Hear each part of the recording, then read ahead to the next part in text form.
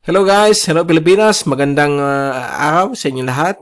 Umaga na po. Ngayon ay February 6, Huwebes. Dito po ang ating pinaka-latest weather analysis na araw po ng Huwebes hanggang Sabado, Pebrero 6 hanggang 8, 2025. Ito po ang ating Tagalog version. Pinaglilingkod po ito ng Typhoon 2000 at ng Naga College Foundation. At bago tayo magsimula, gusto kong pasalamatan ang ating partners, ang Aboitiz Power, Bank of the Philippine Islands Sustainable with You. Yung interested, click lang po ang link dito. Or kapag kayo po ay nanonood sa Facebook channel, meron pong link doon sa description patungo sa BPI Sustainable with You. Ang lokal na gobyerno ng Naga City headed by our Honorable Mayor Nelson Legacion at ang ating Honorable Congressman ng ikatlong distrito ng Camarines Sur, Congressman Gabby Bordado. At ngayon, umpisa natin ang pinaka-latest update. Mukhang ayaw pa rin pumunta dito ang amihan. Naka-standby lang po sa may karagatan po ng Kabikulan. But ang buong Luzon, kita po natin dito sa ating latest graph set na ginawa kahapon. Ayan po. Ang Hilaga at Kitang Luzon, kasama po Metro Manila at Quezon, Calabarzon ay nasa influensya na yun ng hanging amihan. So may pabugso-bugsong hangin po yan, lalo na sa eastern sections ng ating bansa. Batanes included, at dito rin po sa may Panatag Shoal at sa may Kalayaan Island Group. So, mukhang pumipilit pa rin pumasok sa Kabikulan, but sa mga oras na ito, tahimik pa rin dito. Kulang ng hangin, kalmado. But sa susunod na ilang araw, ito po ay darating na rin. At may inaasahan po tayong panibagong shoreline na magpoporma po dito within the next 2 days at magbibigay ng ulan sa Silangan at Hilagang Samar. At soon, likely later today, gabi ng Pebrero 6 hanggang bukas, Pebrero 7, ay Pebrero 7, ay magiging maulan naman po ang Kabikulan. Magiging mas malalakas ang ulan sa eastern sections. Okay, mapakita natin yan sa inyo mamaya. At may easterlies po tayo dito. Nagbibigay rin po ng mga pag-ulan, mga thunderstorms sa silangan bahagi po ng Mindanao. Meron tayong namuo ditong mahinang LPA. Ito po si 92W. At hindi po ito inaasahan. Ang good news dito ay hindi po ito inaasahan maging ganap na bagyo. So, napakababa ang kanyang probability, low probability. At ito ay kumikilos pakanluran sa may karagatan timog silangan ng Mindanao. So, naka-embed po siya sa near equatorial trough. Ito po ay convergence sa mga kaulapan malapit sa equator. Since buwan pa lang po tayo ng Pebrero, nasa taglamig pa po ang Northern Hemisphere. So, lahat ng mga malalakas na ulan ay malapit po sa equator except po itong mga shoreline na ito. Kapag bumangga po yung mainit na hangin mula sa hanging silanganin at malamig na hangin mula sa hanging amihan, ay talagang mag-create na naman yan mga malakas na ulan. Particularly na yon, meron tayong mahinang La Nina, so expect natin na medyo lamang sa normal o mas mataas sa normal ang mga amounts of rainfall. Dito sa may silangan bahagi po ng Micronesia, sa may Marshall Islands, meron po tayong Intertropical Convergence Zone. So, malayo yan sa Pilipinas. So, dito tayo nakafocus na yun sa developing shoreline. At sa ating zoom in satellite animation, so yan po nakikita po natin itong kaulapan na medyo sabog. Ito po si LPA 92W. Nandiyan po siya. At mukhang malulusaw yan sunod na ilang araw. Okay, sa ating zoom in satellite animation mula sa windy.com, ay nakikita po natin dito ang pagsisimula na yun na pagbuo ng mga kaulapan dito sa silangan ng Samar. Ito na po ang developing shoreline. At inaasahan po bukas, ito po ay gagalaw dito sa may Kabikulan at magbibigay po ng mga ulan dito po sa Bicol region.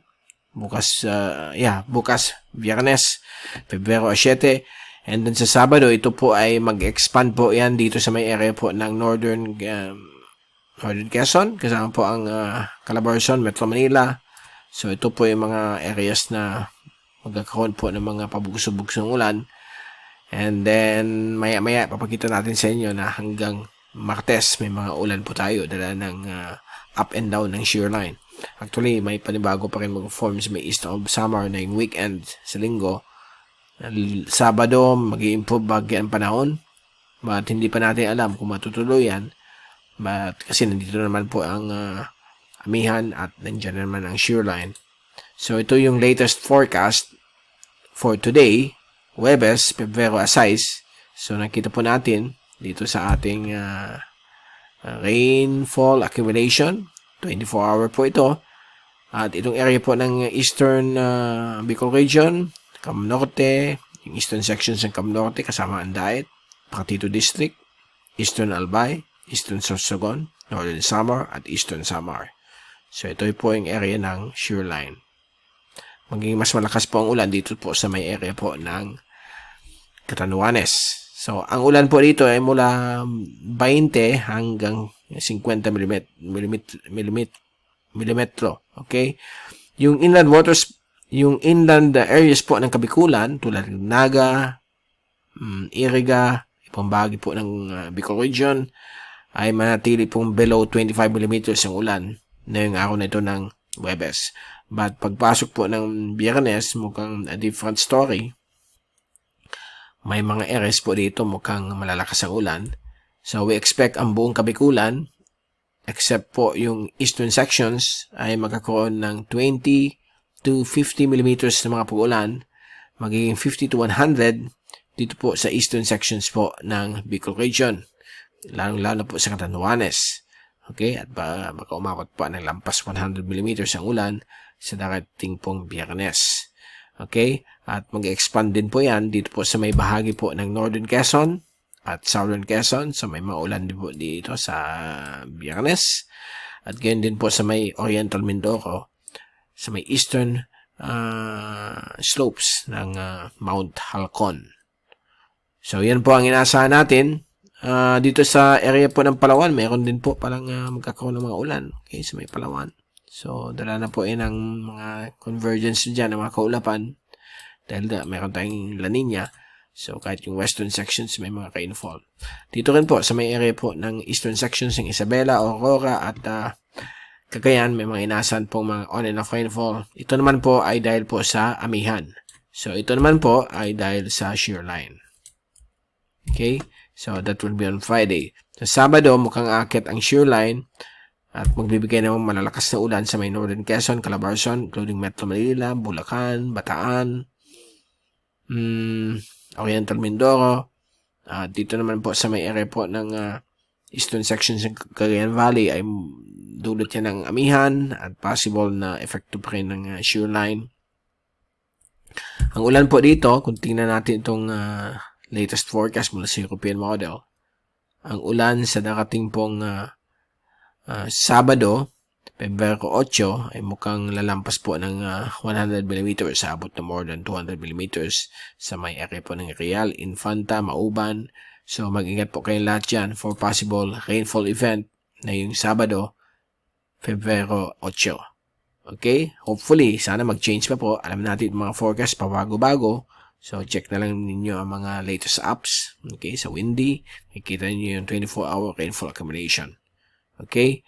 Now, pagdating ng linggo, by the way, Sabado, ito sa Bicol naman po, yung mga tatanong sa Bicol, itong eastern sections lang po ng Camarines Norte at Pakatido, at eastern Catanduanes ay may mga ulan na lampas sa 20 mm. Samantala, ang the rest of Bicol ay mukhang mag-improve bahagi ang panahon.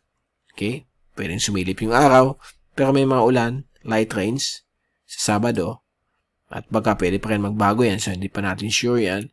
Sa linggo, ay na naman po, ang mangyayari, i-galaw natin yan dito. Magkakaroon ng panibagong shear line. Another shear line ang nakaset na mag-form dito, so apektado na naman po ang Samar at Eastern Leyte, kasama na rin po ang halos buong Samar na po. At sa linggo po yan, at sa silangan bahagi din ng Kabikulan. So, inaasahan natin ng 20 up to 100 mm na mga pag-ulan. At pagdating po ng linggo ng gabi hanggang morning ng Lunes, Pebrero 10, mukhang malalakas ang ulan sa Kabikulan. Okay, on and off, 50 to 100. Mga 100 plus millimeters naman po sa may Eastern Albay, kasama ng Legazpi at Eastern Sorsogon, Eastern Samar, Marinduque, Oriental Mindoro, at kasama din po ang Romblon, Masbate, and Northern Panay. northern tip din ng Cebu. So, depende po yan sa galaw nitong shoreline. And then, pagdating ng Monday, Pebrero Agis, nandyan pa rin shoreline. Patuloy pa rin mga on and off rainfall of 30 to 100 millimeters sa Kabikulan.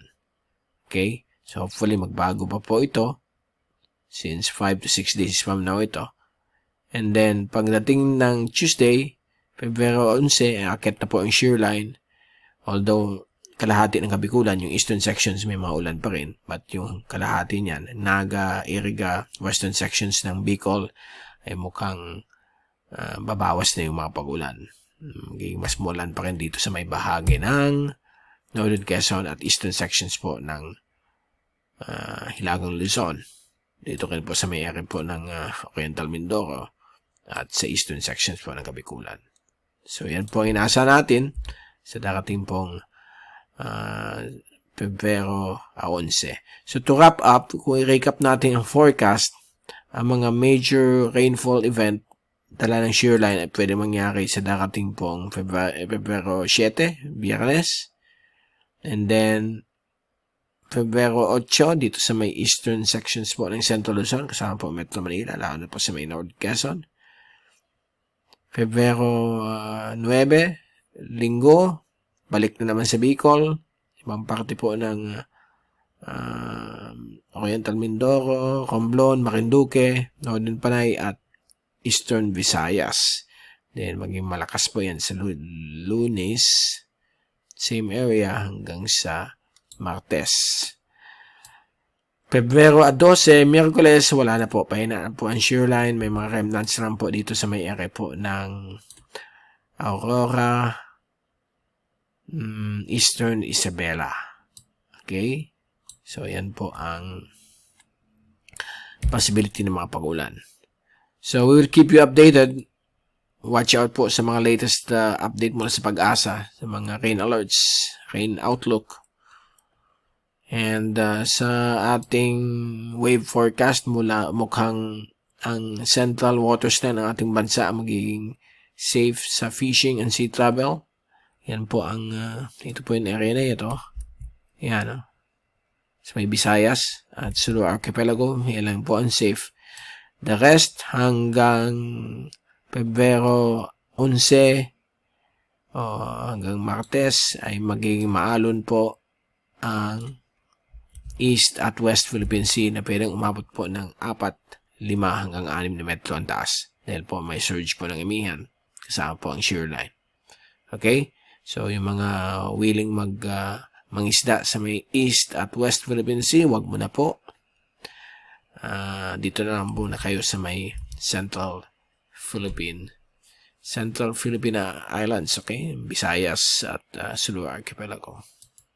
Now, for the latest Global Tropics Hazards Outlook ng Climate Prediction Center, ito yung latest na yun for the next 2 to 3 weeks, na kung saan yung third week ay highly uncertain, mababa ang probability.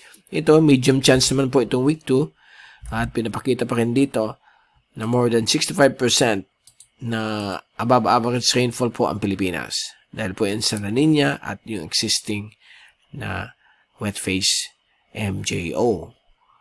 May mga bagyo formation po dito sa may Madagascar at Northern Australia. Panahon nila yan hanggang Abril. Now sa week 3, ang week 3 naman po, Pebrero 19 hanggang 25, which is mababa ang probability, but pinapakita dito, more than 65% pa rin ang mga pag-ulan sa southern portions ng Pilipinas. Dahil po yan sa paalis ng wet phase ng Modern General Oscillation at sa prevailing mahinang La Nina. Now, ito po yung MJO, yung Modern General Oscillation mula sa Climate Prediction Center ng NOAA. US po yan. At hanggang umpisa Pebrero 5 hanggang Pebrero 19, nasa wet phase po tayo. Ito po yung wet phase. Okay, ang Pilipinas somewhere here. Nandiyan ang Pilipinas. So, may mga ulan po tayo nasaan. So, ito po yung map. So, nakita niyo yung blue. Yan po ang wet phase. Pebrero 4. So, pagdating ng February 19, hihina na po yung wet phase. Pabalik naman yung dry phase. So, we expect balik ulit tayo sa monsoon break bubuti ulit ang panahon. But kaya nga sinabi ko, dahil mayroon tayong La Nina, may mga ulan-ulan pa rin tayo. So, yan po ang pinaka-latest natin ngayon. Okay, tapusin muna natin ang update for today at babalik ulit tayo na yung weekends for another weather update dito po sa YouTube at Facebook channels natin. Ito si Mike Padre, magpapaalam. Mag-ingat po tayong lahat. Be #WeatherWiser. At maraming salamat po sa pagpanood nyo sa aking channel. God bless po sa inyo lahat.